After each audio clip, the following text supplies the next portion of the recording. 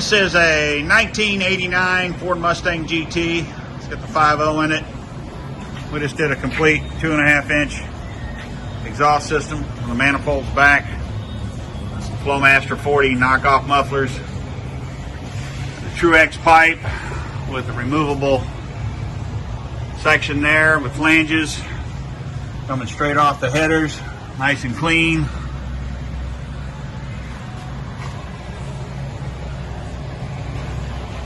Should sound like a good old school Mustang. Let's see what it sounds like.